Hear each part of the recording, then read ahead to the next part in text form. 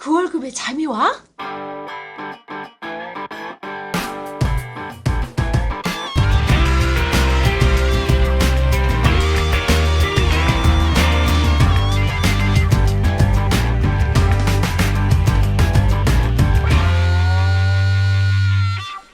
반갑습니다. 그 월급에도 잠이 오게 하는 방송 머니스토리 TV 뭉치 양성민입니다. 반갑습니다.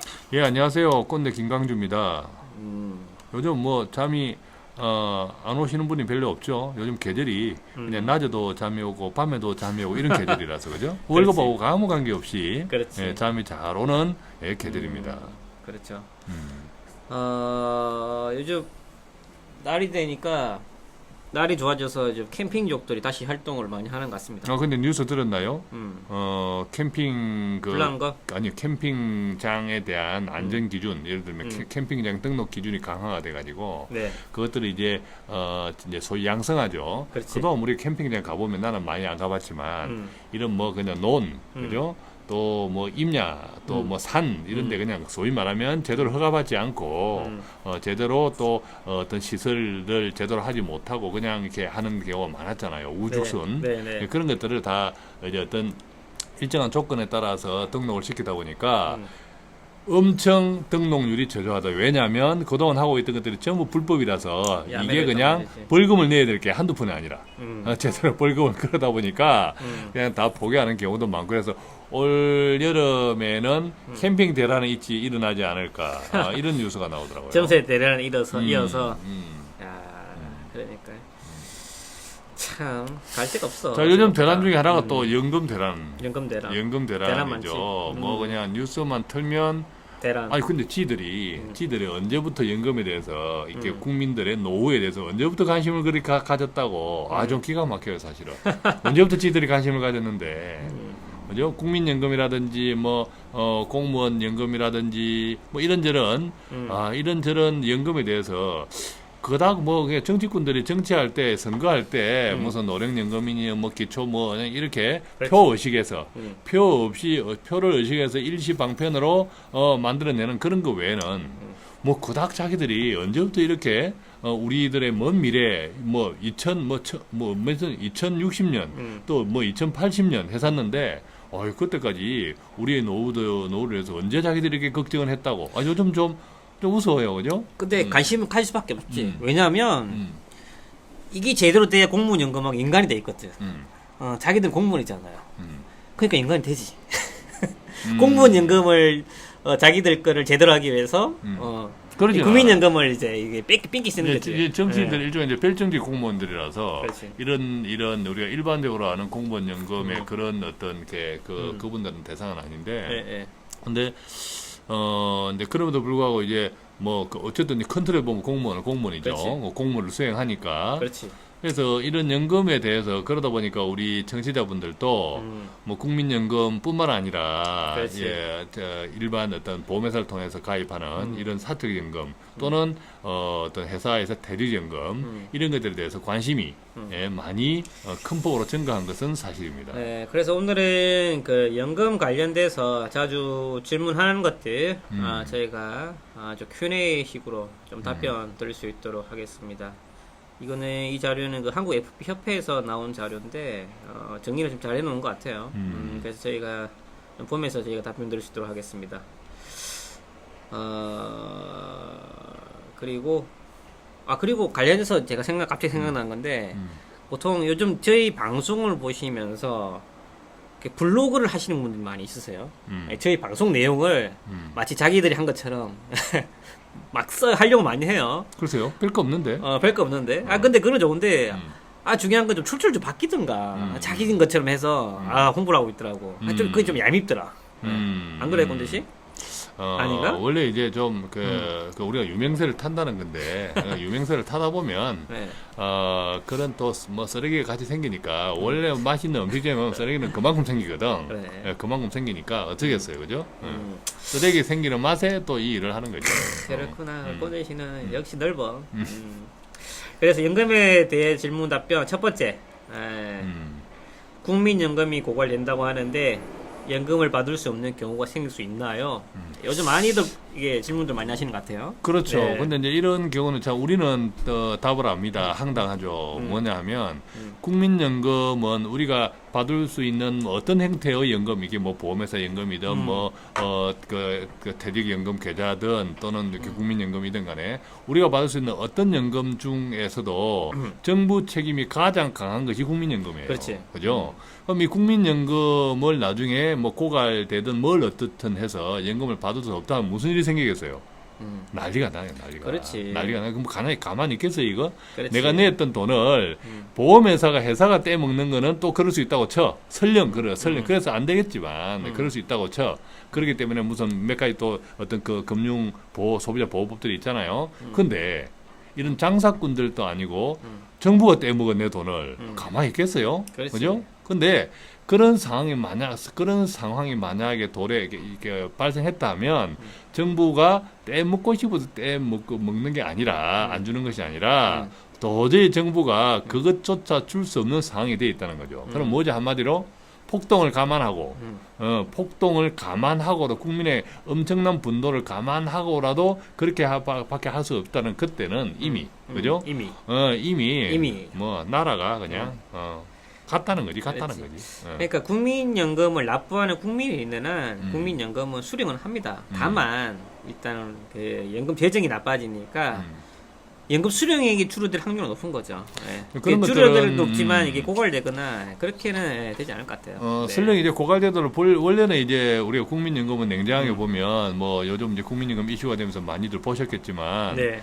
우리가 적립금 형태로 가져 있어야 될 의무는 없어요. 국민연금은. 그렇지. 적립금 형태로 가지고 이제 뭐 매해다가 보통 이제 우리가 부과 방식을 해가지고 유럽 같은 데도 그 해 걷어서 그 해 주잖아요, 그죠? 그 해 걷어서 그 해 다 나눠 줍니다. 그렇지. 근데 이렇게 이제 우리가 적립금을 꼭 가져 있어야 되는 전제는 없는데 적립금을 많이 가져 있으면 좋죠. 또 뭔지 좀 이렇게 든든하고 그죠? 또 그 적립금을 가지고 여러 가지 주식시장 활성화라든지 여러 가지 또 다른 간접 용도로 쓸 수 있고 하죠. 그래서 고갈된다고 해서 못 받고 고갈되지 않으니까 받고 이런 개념은 아닌 것이고 어쨌든 나중에 국민연금이 정부의 책임이 가장 강한 가장 강력한 것이 국민연금 이것을 못 받는다고 못 준다 하면 그때는 사실은 금융시장이나 우리나라 자체의 모든 기능이 마비되어 있다고 그렇지. 예상을 해야 돼요. 그렇게 하면 그렇지. 내가 보험회사에 가입한 증권회사에 또 투자하는 이런 것들조차도 네. 못 받는 상황이다. 은행에 이렇게 가입한 예금도 못 받는 상황일 수도 있다. 그렇지. 그렇게 극단적으로 하면 좋을 것 같아요. 하면 좋을 것 같아요. 그죠? 오케이. 답이 되시는 건 모르겠네. 그냥 고민하지 마시라는 거죠. 그런 것들. 그죠. 그 다음에 질문이 뭐냐면 결혼한 전업주부입니다. 결혼 전에는 회사 다닐 때 그 소득공제를 받으려고 연금저축보험을 가입하였고 퇴사 후에도 매달 납입을 하고 있습니다. 그 전업주부는 소득이 없으니까 남편 거에 포함돼서 소득공제를 받을 수 없나요? 이런 질문 할 수도 있죠. 그죠. 네. 근데 어쨌든 자기가 회사 다닐 때는 연금저축보험을 가입하고 소득공제를 받았었는데 이제 회사에서 퇴직을 했어. 퇴직하는 게 자기 소득이 없는 거예요, 그죠? 그렇지. 소득이 없으니까 아깝잖아요, 그죠? 내는 돈은 있고 그렇지. 그래서 이것을 그 전에 또 한번 받았으니까 원래 네. 받았다가 받지 말하면 왠지 손해 보는 거든 거야. 그렇지. 그래서 남편 것에서도 남편 것으로 해서 포함해서 그렇지. 소득공제를 받을 수 없나요? 그렇지. 중요한 거는 안 된다는 거죠. 정답은 안 받을 된다. 수 없다. 왜냐하면 그죠? 이제 보험에서는 계약자 수익, 피보험자 관계가 있는 건데 이 계약자 피보험자 동일해야지만 보험을 그 소득공제를 받을 수 있다. 즉 계약자가 남편이고 남편이 피보험자일 경우에만 소득공제를 받을 수 있다라는 게 포인트입니다. 다음 질문을 한번 보면요. 네. 그러니까 개인연금을 가입할 때 예시로 보여주는 연금 수령액에 비해서 실제로 받는 연금 수령액이 매우 적다는 이야기를 들었습니다. 이거 가입자를 속여서 가입시킨 것이 아닌가요? 저 개인연금 가입할 때 이럴 때 이 정도 받습니다라고 설명을 들었는데 실제로 받는 돈이 그보다 매우 적다면 이거 뻥친 거 아니냐, 속인 거 아니냐 이 이야기예요, 그죠? 결론은 그거예요. 뻥친 건 아닌데 그렇게 오해하게끔 설명을 하죠. 왜냐하면은 이제 그 이제 뭐 가입 설계서 상에서 보여주는 연금 수령액 예시는 그 가입 당시에 공시 이율을 기준으로 계산된 겁니다. 공시 이율이라는 거는 이제 매달 책정되는 보험사에서 주는 이율이라 생각하시면 편하게 생각하시면 되시는데 그게 매일매일 바뀌죠. 매달. 일종의 변동금리라고 생각하시면 그렇죠. 되는 거죠. 예. 당연히 그 금리는 처음에는 과거에는 고금리였기 때문에 공시율이 높았을 때는 연금 수령이 그들에게 주는 게 맞겠지만 중요한 건 시간이 지남에 따라 금리가 낮아졌다. 그러면 당연히 실제로 받는 연금 수령액은 적어질 수밖에 없습니다. 단 근데 이제 공시이율 말고 기본적으로 일반 연금에 적용된 이율 중에는 최저 보정 이율이라는 게 있는데 이 최저 보정 이율이라는 거는 공시 이율이 하락하더라도 최소한 보장해주는 이율을 말합니다. 네, 그래서 좀 공시 이율이 지속적으로 하락하더라도 뭐 최저로 보장해준 이율에 대해서는 보장해주니까 네, 그 부분은 뭐 최저로 보장된다고 이렇게 이해하시면 이해하면 될 될 것 것 같은데 예를 들면 보험 설계사는 보험을 팔려는 사람이에요. 그렇기 네. 때문에 가능하면 이 상품의 장점을 이야기하죠. 그렇지. 또 연금을 얼마 받을 수 있겠다라고 예상하는 것을 설명하는 부분에 있어서도 지금 현재 공시 이율이 변함없이 계속 간다는 전제, 계속 유지된다는 전제를 가지고 설명할 수 있다는 거죠. 그렇지. 잘못된 설명은 아니에요. 그렇지. 그죠? 예, 그렇지만 실제로는 이것이 고정금리가 아니고 변동금리이기 때문에 금리는 앞으로 만약에 떨어진다면 더 낮을 수 있는 거고 그렇기 때문에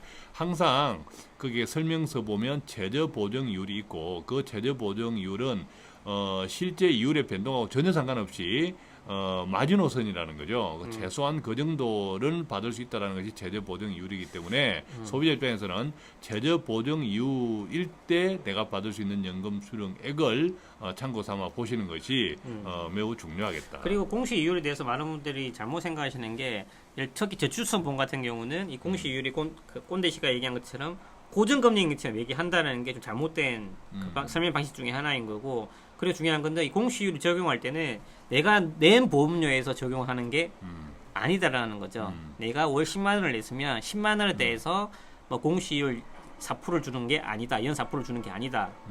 그럼 어떻게 주냐?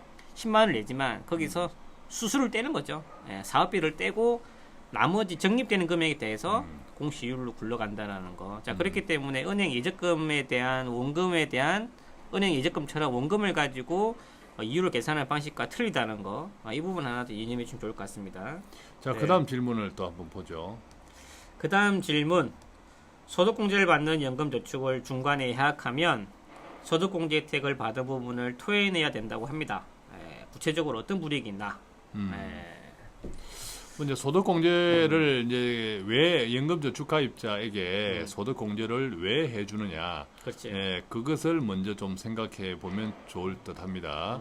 연금저축은 장기 상품이고 또 연금저축은 국민들의 가입자들의 은퇴 이후 노후를 보전하는 소득이기 때문에 정부 입장에서는 어떤 국민들의 노후에 또 조금 더 편안한 보전을 위해서 이 연금저축 제도를 많이 권장하는 거죠.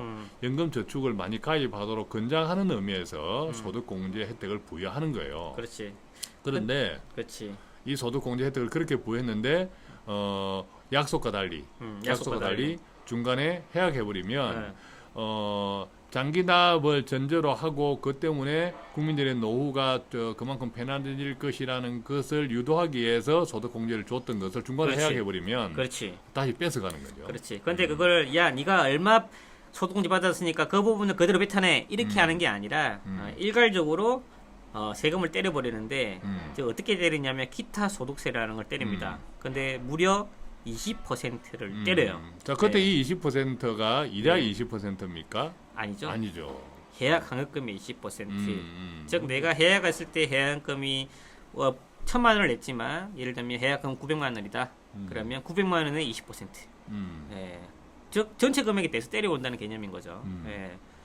그래서 이 부분이 상당히 무섭기 때문에 되도록이면 해약을 하지 말라는 상품인 거죠. 그래서 쉽게 말하면 사회초년생이 내가 목돈도 없는데 처음부터 이걸 가입해야 되냐라고 물어본다면 저는 아니라고 얘기를 해요. 왜냐하면 좀 1, 2년 더 늦게 소득공제 받아도 되겠지만 중요한 건 그보다 중요한 거는 목돈도 중요하게 마련하셔야 되는데 목돈 마련 없이 소득공제 때문에 먼 미래까지 장기 상품을 한다는 거에 대해서는 그렇기 때문에 이런 분들이 상품을 깨는 거죠. 그러면 반드시 큰 손실이 있을 수 있기 때문에 이런 부분도 반드시 유념해야 된다. 그래서 최근에는 그러면 이제 연금 이전 제도라는 게 생겼지 않습니까? 그럼 그 제도는 뭐냐? 연금을 이전할 수 있다는 제도가 생겼는데 그렇게 된다면은 기존 상품을 예약하고 들어가야 되지 않냐라고 생각하는데 그거와는 또 별개의 문제죠. 예. 그렇죠. 연금 이전 제도는 연금을 우리가 가입할 수 있는, 그러니까 연금 저축 상품을 가입할 수 있는 기관이 우리가 알고 있는 은행 증권 보험인데요. 예. 그 은행 증권 보험마다 연금 저축 상품이 다 조금씩 달라요. 그렇지. 예. 다르는데 이제 유분리가 있겠죠. 어떤 것은 이런 장점이고 또 어떤 건 이런 단점도 있는 거예요. 예, 그렇지만 큰 틀에서는 연금 저축 제도인 거죠. 그렇지. 그래서 우리가 여기서 중간에 그만둔다, 해약한다는 의미는 그 연금 저축 제도 자체에서 아예 빠진다라는 의미가 있고요. 그때는 네. 조금 전에 설명한 그런 내용이고 네. 그렇지 않고 동일한 연금 저축 제도에 그대로 계속 유지하고 있으면서 다만 내가 파트너를 바꾼다. 그 가입 기간을 보험에서 증권에서 뭐 보험 또는 은행에서 증권 이런 식으로 이렇게 그걸 우리가 이전이라고 하는데 이전하는 경우에는 이것에 해당되지 않는다라고 즉 기타 소득세 20%를 내지 않는다라는 거죠. 그렇죠. 네, 예. 그래서 이에 대해서 좀 헷갈릴 수도 있으신데 이 부분 정확히 좀 짚어드리고 있으니까. 자, 다음 네. 질문 하나 또 정리해 볼까요?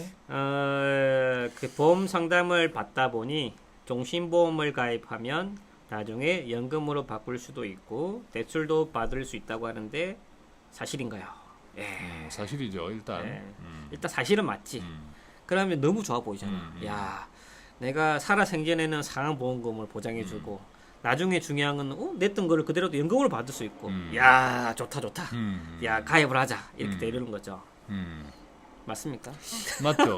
일단은 맞는데 네. 다만 이게 일반 우리가 이해하고 있는 연금 상품 구조는 아니다. 말하자면 종신보험은 우리가 저축성 보장성을 따질 때 저축성이 아니라 보장성 보험이라는 그렇지. 거죠. 보장성 보험이라고 하는 것은 우리가 이제 전문용어로 위험 보험료라고 하는데 보장성 보험료는 소멸하는 보험료가 저축성 보험료에 비해서 상당히 많습니다. 네. 그죠? 네. 그래서 종신보험을 가입하여서 나중에 연금으로 바꿀 수는 있으되 일반 처음부터 연금 상품을 가입해서 내가 연금을 받는 금액에 비하면 턱없이 적을 수도 있다. 왜냐하면 이제 종신보험 같은 경우는 나중에 연금으로 전환하면 그 연금으로 전환할 때 그 연금 재원이 있어야 될 거잖아요.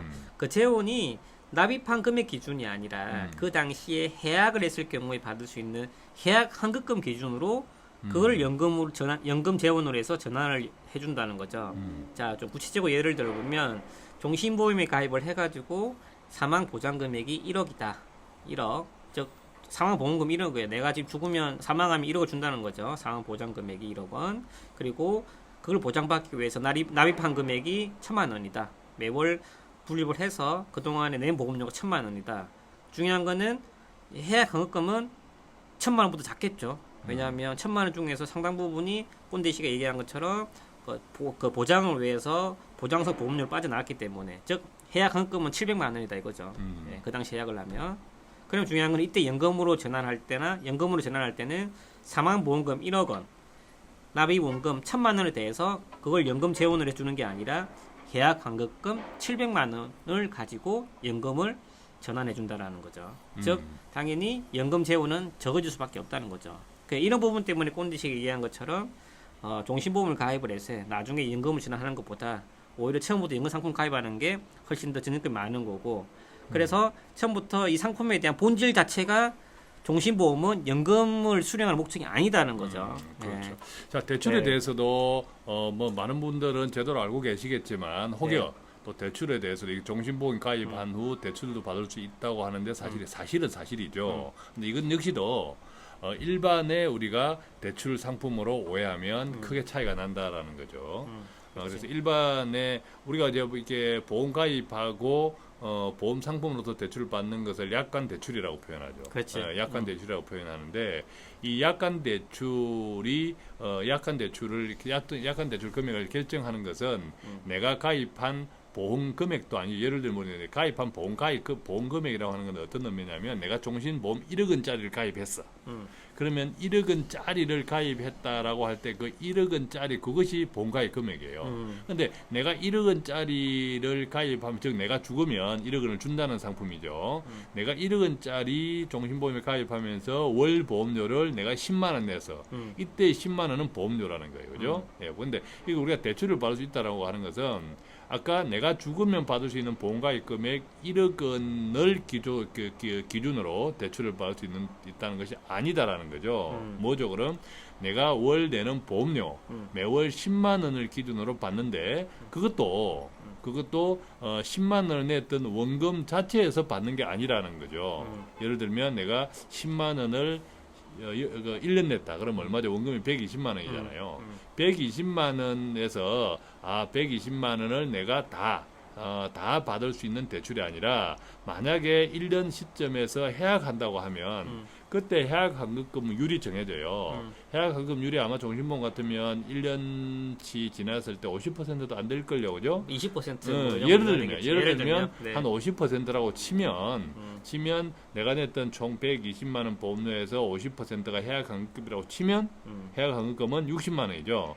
그 60만 원에서 한 뭐 보험회사마다 조금 다르지만 한 70에서 90% 범위 내에서 그 대출 금액이 결정이 돼요. 그렇죠. 그래서 뭐 꼰대씨 얘기한 그 대출을 받을 수 있는 금액, 그다음 연금으로 전환하는 금액, 이 금액은 결론적으로 해약 환급금을 기준으로 짓기 때문에 생각보다 금액이 적다라는 걸 반드시 인지해 주시고, 그래서 시중에 보면 뭐 연금 타는 종신보험이라고 이렇게 얘기를 많이 하시는데 이 상품들 제대로 알고 가입하셔야 되고요. 결론적으로 말씀드리면 메리트 없습니다. 메리트 없어요. 말씀드린 것처럼 이런 해약 환급 기준으로 나눠주는 구조이기 때문에 고객들한테 절대 메리트 있는 상품이 아니다라는 구조적으로 보면 오히려 금액이 해약 환급 적다. 그만큼 수수료가 많다. 이렇게 생각하시면 좋을 것 그래서 같습니다. 우리가 이제 보험 특히 이제 보장선보험을 가입하면서 연금으로 바꿀 수도 있고 대출도 받을 수 있는데 이건 다시 정리하면 사실은 사실인데 이것은 할 수 없이 그죠? 뭐 어쩔 수 없이 이런 경우에 마지못해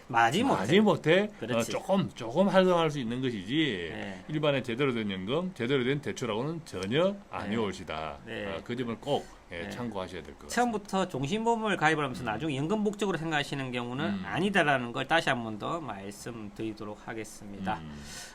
그래서 오늘은 그 연금에 관해서 자주 묻는 질문들에 대해서 저희가 간단히 답변 드려봤습니다. 추가적으로 궁금하신 부분들 저희 moneystory.tv 홈페이지 들어오셔서 간략하게 메모 남겨주시면 감사하겠습니다. 그리고 저희가 이제 메일을 주시면 죄송스럽지만 저희도 저희가 업이 있기 때문에요 실시간 답변을 못 드려요. 그래서 저희가 또 나름 또 청취자분들에게 서비스를 제공하고 봉사하는 입장이라 생각하기 때문에 좀 답변을 드리는 것들에 대해서 최대한 답변을 드리려고 하지만 좀 실시간 답변이 어렵다는 거. 또 메일을 주시면 어떤 문제가 생기냐면요. 보통 이제 질문자들은 간단하게 질문을 해요. 그렇지. 간단하게 질문하는데 저 간단하다는 것은 그 질문자의 어떤 상황에 대한 설명이 거의 없어요. 그렇지. 거의 없이 그냥 간단하게 질문을 주는데 우리가 답변을 할 때는 그 질문자가 처하고 있는 상황이 굉장히 중요합니다. 굉장히 중요하죠. 그렇기 때문에 그런 상황을 모른 채로 질문자가 질문 주신 그것만 해서 단순하게 답을 하다 보면 첫째 틀린 답이 될 수 있고 또 두 번째 추가적인 질문이 또 나올 수밖에 없어요.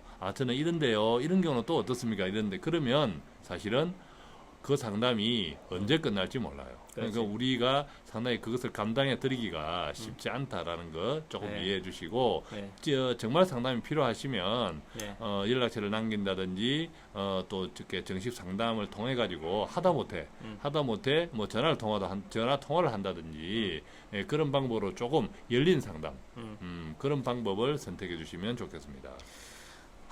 네. 날씨 점점 좋아지고 있습니다. 나들이 하기 좋은 날씨인 것 같습니다. 가족분들과 좋은 시간 보내시고, 우리 또 꼰대랑 좋은 시간 보내도록 하겠습니다. 자, 수고했습니다. 네, 감사합니다.